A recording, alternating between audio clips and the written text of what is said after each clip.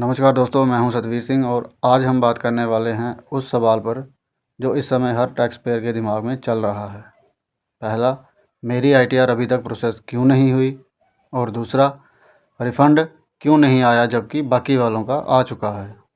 दोस्तों, रिफ़ंड में देरी होना कई बार नॉर्मल होता है। आप अकेले नहीं हैं। देश भर में लाखों लोग इस इंतज़ार में बैठे हैं कि उनका पैसा कब आएगा।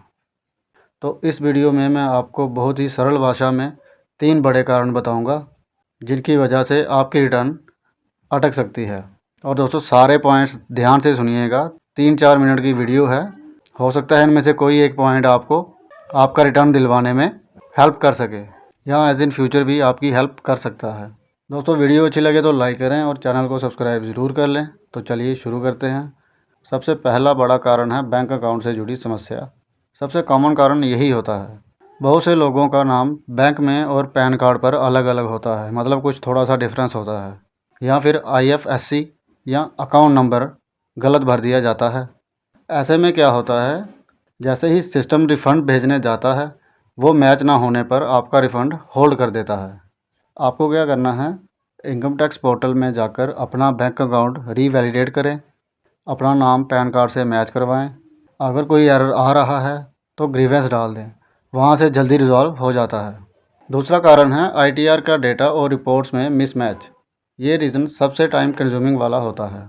आईटीआर तभी प्रोसेस होती है जब ये सारी चीज़ें बिल्कुल मैच हों।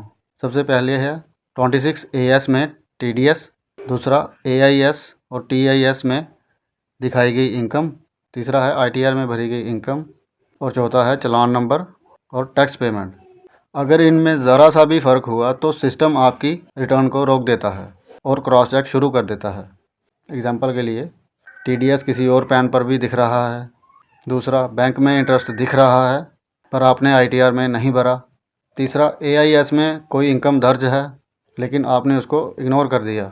ऐसे में या तो रिफ़ंड डिले हो जाता है या नोटिस आ सकता है कि मिसमैच करेक्ट करें। अगर मिसमैच है तो सिंपल सा सोल्यूशन है, अपनी आईटीआर रिवाइज़ करके सही डेटा भर दें। तीसरा सबसे बड़ा कारण है इनकम टैक्स डिपार्टमेंट की इंटरनल प्रोसेसिंग।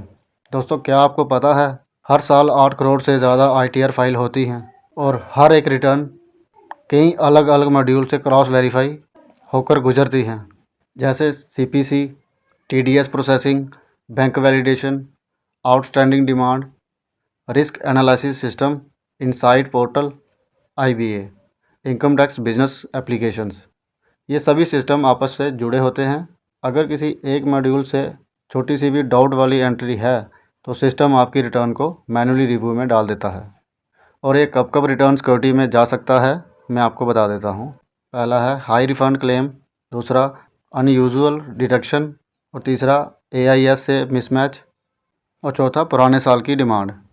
ऐसे केसेस में ऑफिसर की पुष्टि के बिना रिफ़ंड जारी नहीं होता। अब मैं आपको बताता हूँ रिफ़ंड आखिरी क्लियरली कब आता है। अगर आपकी रिटर्न टाइम पर वेरीफाई हुई है, बैंक वैलिडेटेड है, डाटा मैच है, तो ज़्यादातर केसेस में रिफ़ंड दिसंबर तक प्रोसेस हो जाती है। लेकिन जिन रिटर्न्स में डाउट होता है उनका मैन्युअली चेक होना ज़रूरी है और इसमें थोड़ा एक्स्ट्रा टाइम लग जाता है।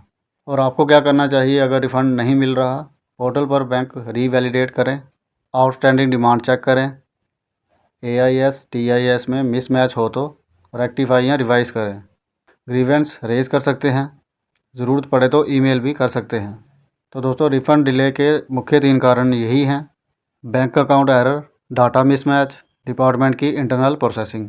तो आप घबराएं नहीं, जब सब कुछ मैच हो जाता है तो रिफ़ंड अपने आप आपके अकाउंट में आ जाता है।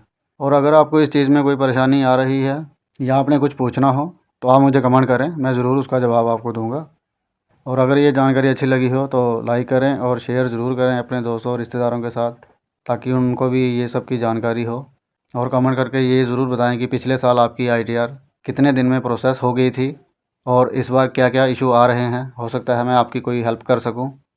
और फाइनली, ऐसे ही टैक्स अपडेट और फाइनेंशियली अपडेट के लिए चैनल को सब्सक्राइब ज़रूर कर लें, क्योंकि मेरी हर एक वीडियो आपके पैसे ज़रूर बचाएगी। तो मिलते हैं फिर अगली वीडियो में।